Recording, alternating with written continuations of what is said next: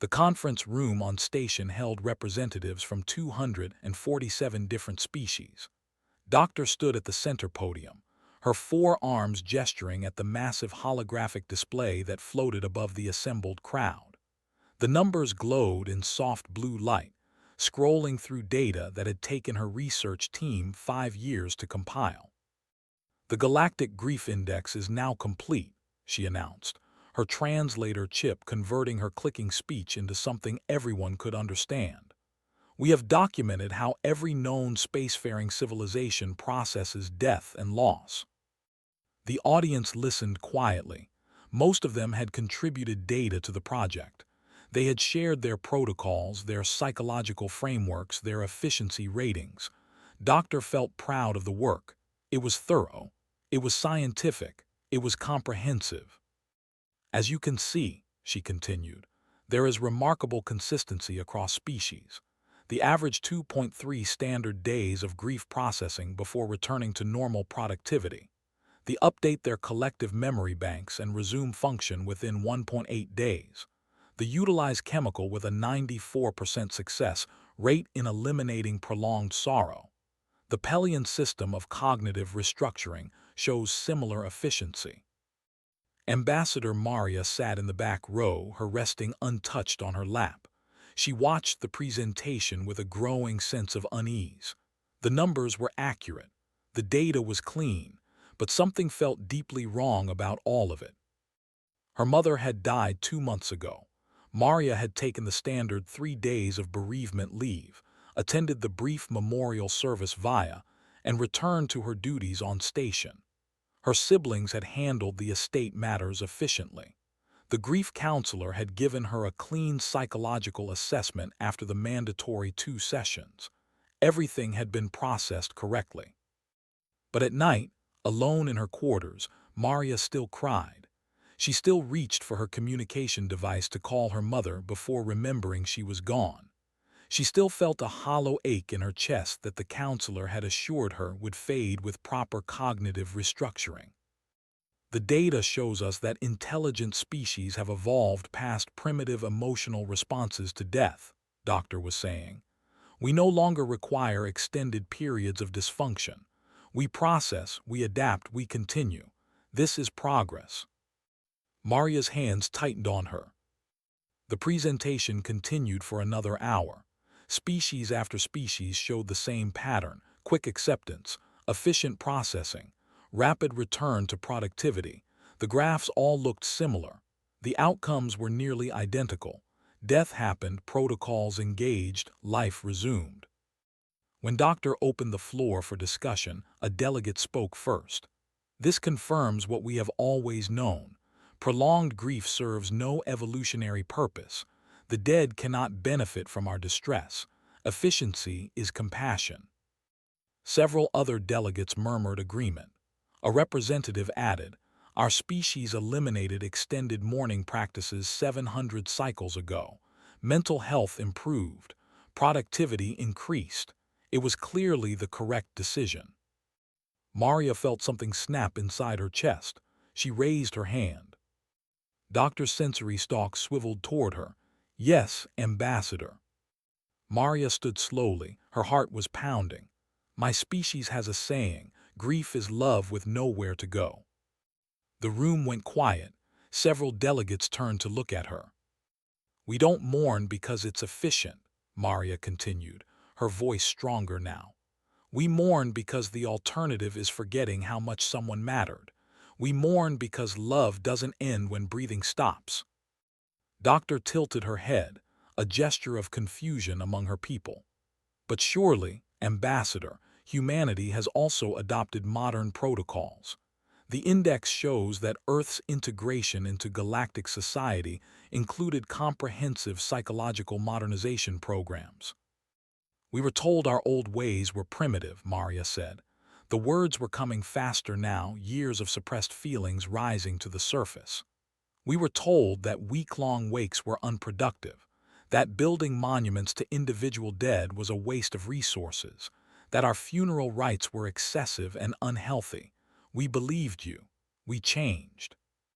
She looked around the room at all the alien faces watching her. But my mother died 2 months ago, and I followed all the protocols. I did everything right, and I still feel like there's a hole in my chest that gets bigger every day. The counselor says I'm experiencing abnormal grief extension, but maybe the problem isn't that I'm grieving wrong. Maybe the problem is that the protocols don't actually work. Dr. Sensory stalks drooped, a sign of discomfort. You had week-long ceremonies for single individuals. Sometimes longer, Maria replied. Some cultures wore black for a year. Others returned to gravesites annually for decades. We wrote songs about our dead. We told stories. We created entire holidays dedicated to remembering them. We made grief into art, into ritual, into something sacred. Her eyes were wet now. And then we stopped because the galaxy told us we were doing it wrong. For a long moment, nobody spoke. Then slowly, a young Pelian researcher near the front raised one of his appendages. His voice was hesitant. I must confess something. My broodmate died 6 months ago. I completed all the standard protocols. I passed all the psychological assessments, but I still think about her every day. I still feel pain. I thought there was something defective in my neural structure. I was considering requesting remedial therapy. A delegate stirred in her seat. I refused the chemical when my parent died. I told no one, but I couldn't accept that I was supposed to just stop feeling anything. It seemed wrong somehow, disrespectful. I restored my deceased partner's memory files, admitted quietly. It's against our protocols. I could be sanctioned, but I couldn't bear to delete her. Remembering hurts, but forgetting hurt worse. One by one, others began to speak. Across species, across cultures, the same confession emerged. The protocols didn't work. They suppressed grief, but they didn't transform it. They silenced pain, but they didn't create healing. And underneath all the efficiency and productivity metrics, there was a galaxy full of beings who felt broken because they couldn't stop loving the dead. Doctor looked at Maria with something that might have been hope. Ambassador, would you be willing to describe these human ceremonies in detail for research purposes? Maria nodded slowly. I can do better than that. I can show you, but I have to warn you it won't be neat. It won't be quick. It won't look like progress. She paused. It will look like people who love each other finding ways to say goodbye when goodbye takes time. How much time? Doctor asked. However long it takes, Maria said. That's the point. 3 weeks later, Doctor arrived on Earth with a research delegation of 26 beings from 15 different species. They came with monitoring equipment and psychological scanners and detailed observation protocols. They came as scientists, skeptical and careful. Maria met them at the spaceport in Louisiana. She had spent the weeks preparing, reaching out to cultural preservation groups, anthropologists, and families who had maintained old traditions despite social pressure to modernize. What she had discovered astonished her. Humans hadn't just had one way of mourning, they had thousands. Before we joined Galactic Society, Maria explained as they traveled toward New Orleans, every human culture had developed their own technologies of grief. Not technologies in the sense of machines, but in the sense of carefully designed practices that help people navigate loss. The young Pelian researcher looked out the transport window at the passing city. Why did you abandon them? Because we wanted to be modern, Maria said quietly. Because we were embarrassed by how emotional we were compared to other species. Because we thought efficiency was the same as evolution. She turned to look at him. We were wrong. The first ceremony Maria showed them was a jazz funeral. The tradition had survived in New Orleans, kept alive by families who valued continuity more than conformity. They watched as musicians gathered outside a small house, instruments in hand. A casket was carried out slowly, and the procession began. The music was mournful at first, slow and heavy with sorrow. The mourners walked behind the casket, their faces streaked with tears. The melody seemed to carry the weight of loss, making it visible, making it shared. The delegate recorded everything with her multiple visual sensors, but Maria could see her trembling slightly. They processed through streets lined with people who stopped what they were doing to watch. Some joined the procession. Others stood with hands over hearts. The community witnessed the grief, validated it, held space for it. Then at the cemetery, after the burial was complete, something changed. The music shifted. The tempo increased. The mood transformed from sorrow to something else, something complex. The musicians began to play upbeat melodies, and the mourners began to dance. Looked confused. Why are they celebrating? The death just occurred. They're not celebrating the death, Maria explained. They're celebrating the life. This is called the second line. It's about holding both things at once, the sorrow of loss and the joy of having known someone worth mourning. Death and life aren't opposites in this tradition. They're partners. As the music swelled, began to cry. His species didn't produce tears the way humans did, but the emotional release was unmistakable. I didn't know, he said, his voice breaking through his translator. I didn't know that grief was allowed to move. I thought it could only sit heavy and still, crushing you. Doctor moved closer to him, a gesture of comfort. Neither did I, she said softly. They watched the second line wind through the streets, a moving celebration of memory and loss and love. The community danced together, some laughing, some crying, most doing both. An elderly woman grabbed Maria's hand and pulled her into the procession. Maria found herself moving with the music, her own suppressed grief beginning to crack open inside her chest. This was nothing like the efficient memorial service she had attended for her mother. This was messy and loud and long. This took time and energy and resources. This was completely, gloriously impractical. And Maria finally understood what had been missing. Her mother deserved more than 3 days and she deserved this. She deserved music and tears and laughter. She deserved to be mourned in a way that matched how much she had mattered. When the ceremony finally ended hours later, the delegation gathered in a quiet courtyard. Nobody spoke for a while. Finally broke the silence. The physical movement, the communal participation, the extended duration, these aren't primitive practices. They're sophisticated technologies. They give grief somewhere to go, something to do. They transform overwhelming emotion into structured experience. And the community witnesses it, Doctor added, her sensory stalks quivering with excitement. The sorrow is shared. No one carries it alone. That's what we lost in our modern protocols, the understanding that grief is not an individual problem to solve but a collective passage to navigate together. Maria looked at these alien researchers, these beings from across the galaxy who had come to Earth seeking answers. This is just one tradition, she said. There are hundreds more. Each culture found their own way through grief. Each one built different maps through the darkness. Show us, Doctor said, show us all of them. And so Maria did. Over the next several weeks, the delegation traveled across Earth. In Japan, they participated in a Buddhist memorial service marking the 49th day after death. The family had gathered at a temple, bringing offerings and sharing memories while incense smoke carried prayers upward. The ritual's precise structure provided a container for emotion that might otherwise overwhelm. A named watched as the family took turns speaking about their grandmother. Each story added another layer to the portrait of who she had been. This is what we lost, said quietly. We delete our memory files of the dead, thinking it reduces pain. But we're not reducing pain. We're erasing people twice. In Ghana, they witnessed the creation of a fantasy coffin for a recently deceased human pilot. The coffin was shaped like a small spacecraft, painted with stars and planets. The artist explained his philosophy as he worked. We don't just mark that someone died, we celebrate how they lived. The coffin says, "This is who you were and we saw you and you mattered." The family laughed and cried as they viewed the finished coffin.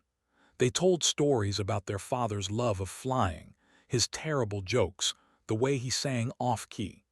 They held both grief and joy simultaneously, letting the emotions exist together without trying to eliminate either one. Doctor recorded every moment. In our rush to be efficient, we made grief into a problem that needed solving. But humans understood something we forgot: grief isn't a problem. It's a testament. It's love persisting past death. In Ireland, they attended a traditional wake.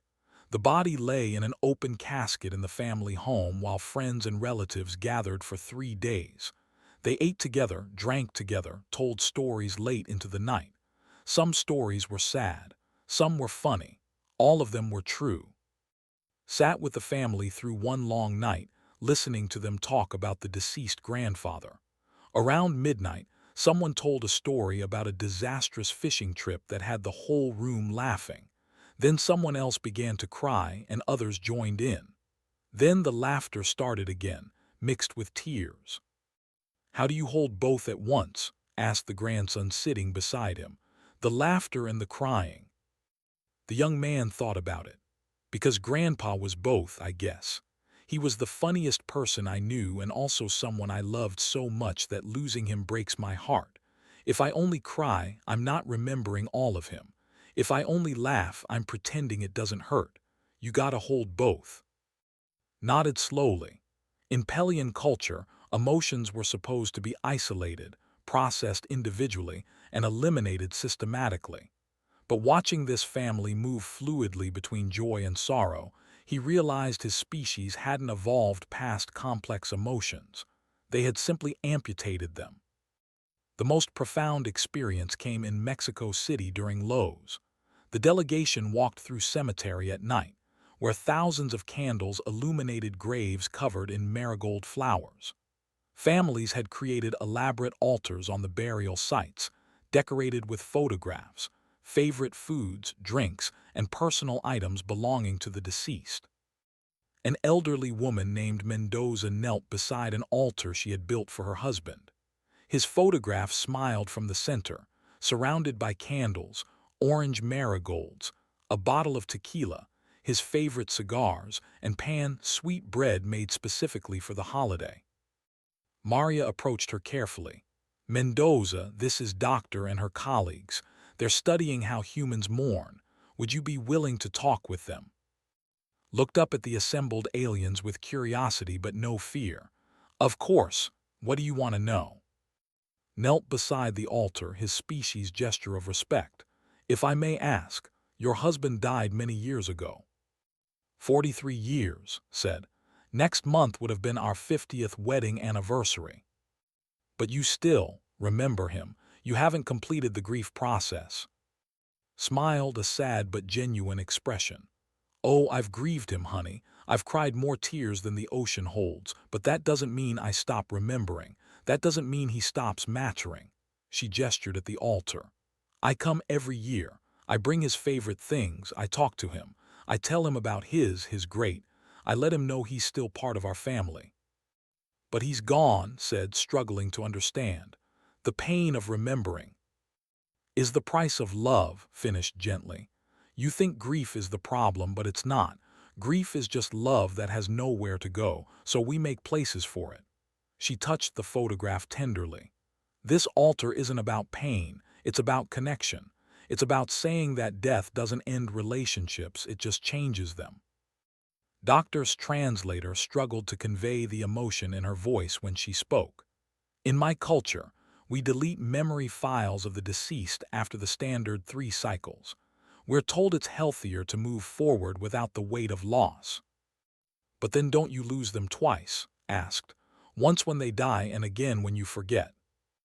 The question hung in the air like the incense smoke drifting through the cemetery. Around them, other families tended their altars, played music, shared food with both the living and the dead. Children ran between the graves, laughing.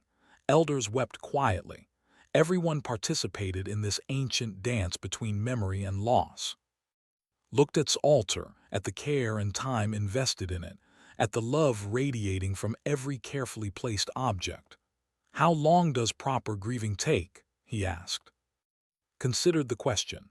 "As long as you need. For some things maybe just a few months. For my husband," she shrugged.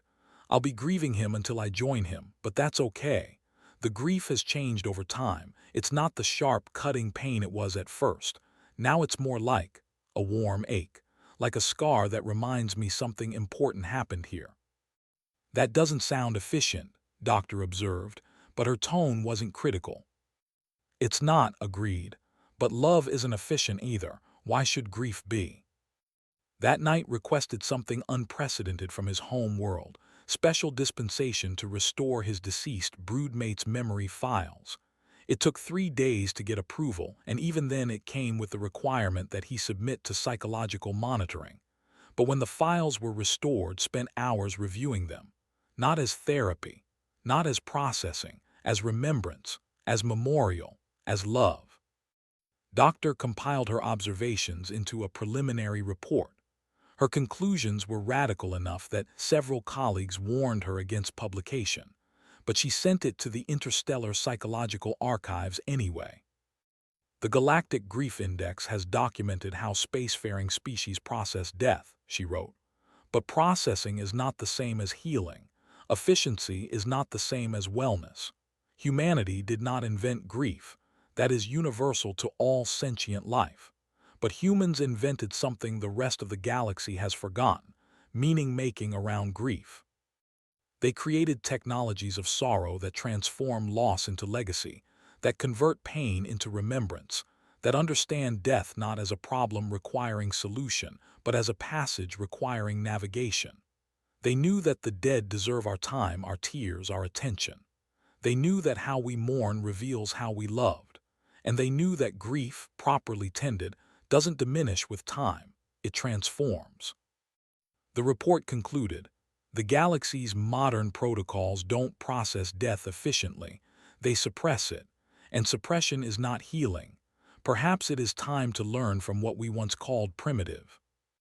When the report was published, the reaction was immediate and divided. Efficiency councils denounced it. Pharmaceutical companies that manufactured emotional to have it retracted. Several planetary governments banned its distribution. But individuals began reading it anyway, passing it through private channels and secure networks. And slowly, quietly, they began asking themselves dangerous questions. What did our ancestors do? What did we lose? Can we find our way back? And most importantly, have we been grieving wrong, or have we simply been told that grief itself is wrong? The galaxy stood at a threshold, uncertain whether to step forward or back. But in the darkness of that uncertainty, something small and fragile had begun to grow. It looked a lot like hope. The resistance to Doctor's report came swiftly and from multiple directions. The Efficiency Council published a counterpaper within a week, arguing that embracing extended grief periods would result in a 17% decrease in productivity metrics. The Medical Collective issued a statement warning that reviving archaic emotional practices could destabilize their carefully balanced collective consciousness. Pharmaceutical companies distributed their own research showing that chemical had a 94% success rate in managing grief symptoms. On her home world of, Doctor was called before the Academic Standards Board.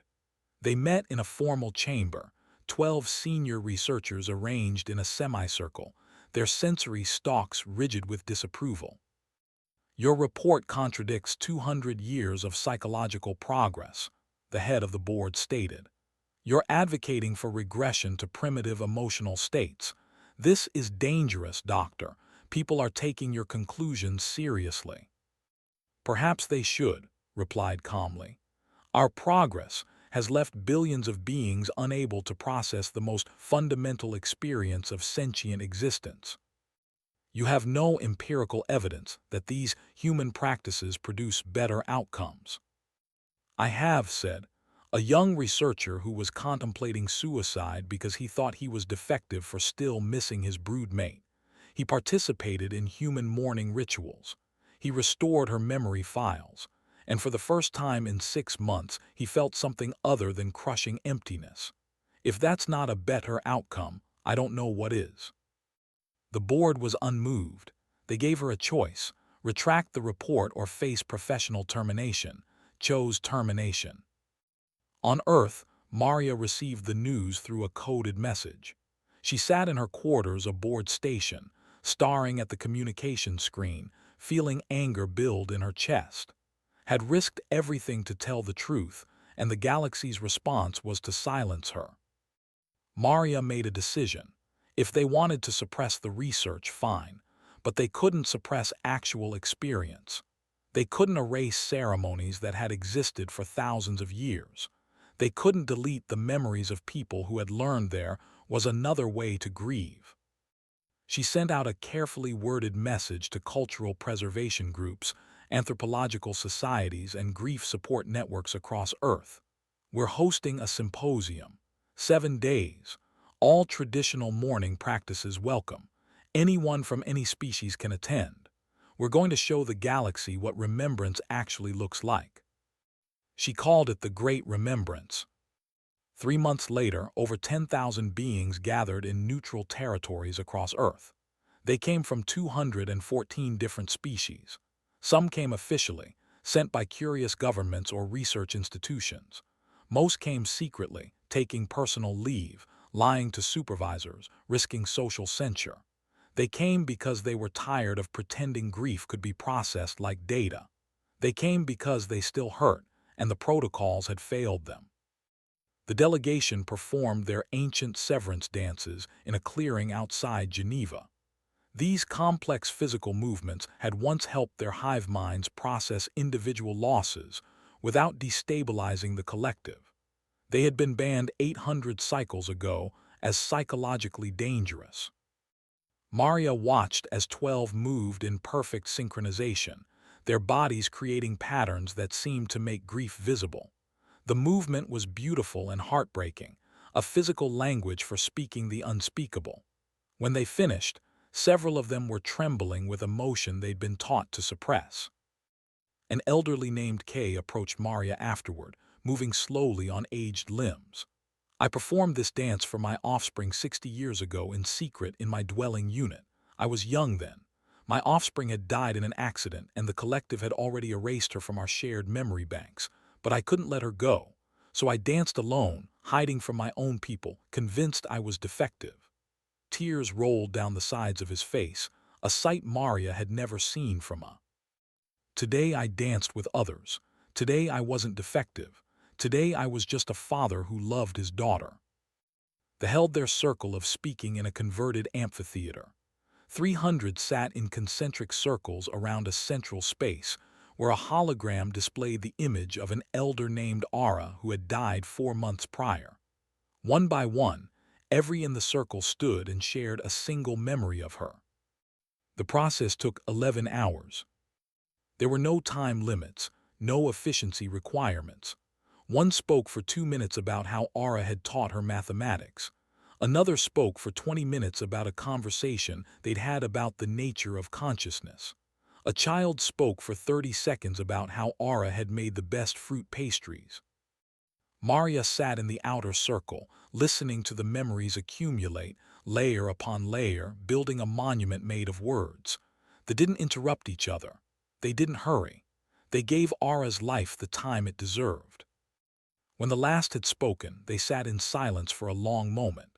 Then they began to hum, a resonant sound that came from deep in their thoraxes.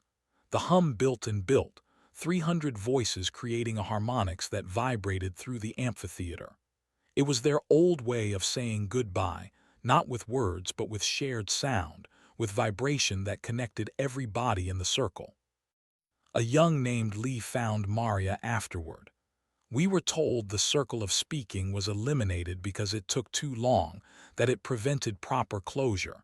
But it doesn't prevent closure. It creates it.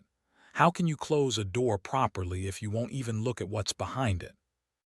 The dirge operas were performed in an old concert hall in Vienna. These complex musical compositions required every member of the deceased's community to participate, each voice carrying a part of the grief melody. The practice had been abandoned because unified emotional expression was deemed socially regressive. Maria listened as 200 voices wove together in intricate harmonies, singing the life and death of an engineer named who had died in a construction accident. The music was devastating in its beauty, turning sorrow into something transcendent. They didn't use words, just tones and harmonics that bypassed language and spoke directly to emotion. When it ended, Maria found herself weeping. She hadn't known. She'd never met a before this week. But the music had communicated something universal, that loss mattered, that grief deserved beauty, that the dead should be honored with the best art the living could create. Humans taught their varied traditions to anyone interested. Jazz funerals wound through temporary settlements. Buddhist memorial services were held in makeshift temples. Altars appeared overnight, decorated with marigolds and photographs and favorite objects. Story circles lasted until dawn. Trees were planted in memory of the dead, each one a living monument. The galaxy's species mixed and learned from each other. A learned to build a Lowe's altar for her deceased sister. A participated in an Irish wake and discovered that laughter and tears could coexist. A joined a jazz funeral's second line and felt grief transform into something that moved instead of crushing. On the fifth day, something unexpected happened. A ship arrived from VII, a mining world in the outer rim. The delegation leader, a geologist named, requested an urgent meeting with Maria. They met in a quiet garden where a memorial service had recently concluded. Its crystalline structure showed stress fractures, a sign of extreme emotional distress in her species. 6 months ago, there was a disaster in our primary mine, said, her voice modulated through a translation device. A catastrophic collapse, 17,000 dead in an instant. It was the worst disaster in our planet's history. Maria's breath caught. I'm so sorry. We followed all the proper protocols, continued, her structure flickering with light patterns that indicated anguish. 3-day grief cycles, mandatory counseling, chemical for everyone who requested them, productivity monitoring to ensure healthy recovery.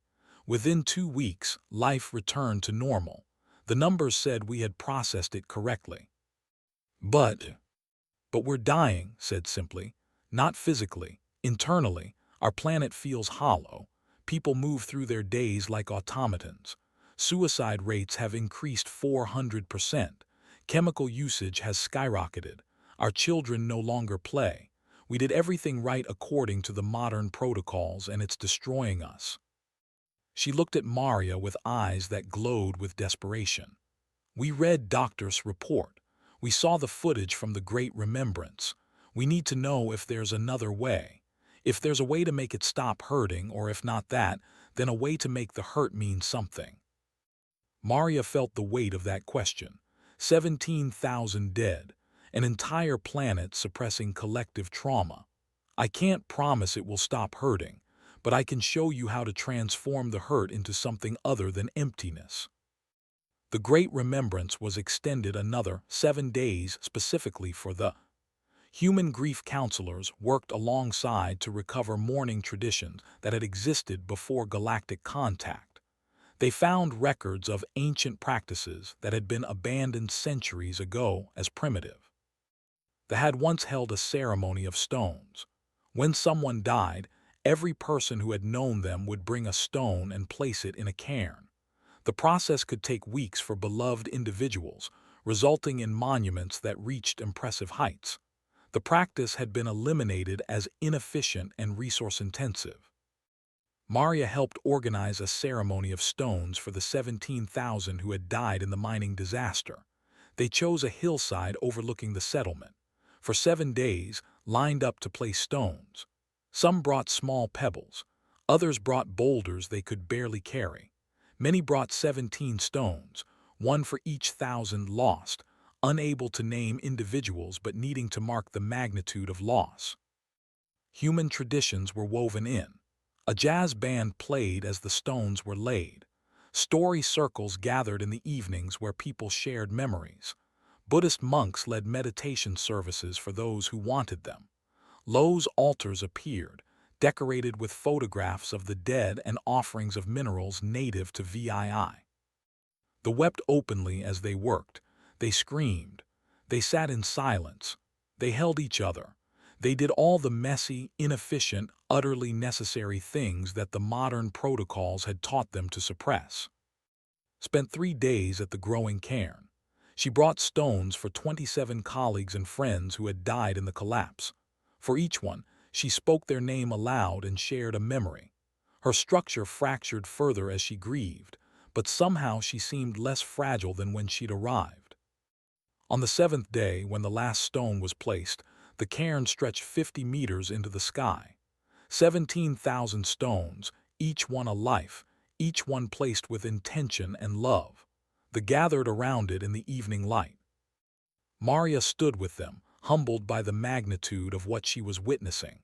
Beside her, and Doctor watched in silence. Across the gathered crowd, beings from hundreds of species stood together, united by the understanding that grief was universal and that meaning could be made from loss. Approached the base of the cairn. Her voice, amplified so everyone could hear, rang out across the hillside. We were told that extended mourning was primitive, that efficiency was progress, that moving on quickly was strength. We were wrong. She touched one of the stones with a crystalline appendage. 17,000 lives deserve more than 3 days and a psychological assessment. They deserve this. They deserve our time. They deserve to be remembered properly. They began to hum, a vibrational sound that resonated through their crystalline structures and through the stones of the cairn itself. The sound built and built, thousands of voices creating harmonics that made the very air seem to glow. It was their ancient way of saying goodbye, recovered from historical records and performed for the first time in centuries. Maria felt the vibration in her bones. She thought about her mother, who deserved a proper goodbye. She thought about every person across the galaxy who had been told their grief was too much, too long, too inefficient. She thought about the thousands of ceremonies happening simultaneously across Earth, each one a small rebellion against the tyranny of efficiency. The images from the Great Remembrance spread across the galaxy through personal networks and social platforms. The official media ignored it or published dismissive articles about regression and emotional indulgence. But individuals watched the footage of the cairn, of the severance dances, of the dirge operas, and they felt something crack open inside themselves. Comments appeared on underground forums. I thought I was broken because I still missed my parent after 6 months. The protocols said I was recovered, but I still felt hollow. I deleted my partner's memory files like I was supposed to, and I've regretted it every day since. Why did we think efficiency was more important than meaning? Uploaded his personal story, how he'd contemplated suicide rather than admit he couldn't stop grieving, how human ceremonies had saved his life, how he'd restored his broodmate's memory files and finally found peace. The post went viral.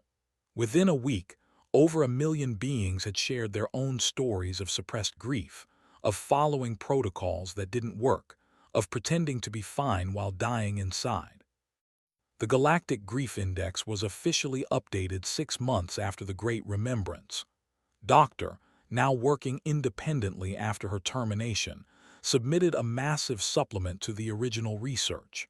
She titled it, "On the Difference Between Processing Death and Honoring the Dead." Her new conclusion was uncompromising. Efficiency is not synonymous with healing. The galaxy's modern protocols don't process grief, they suppress it.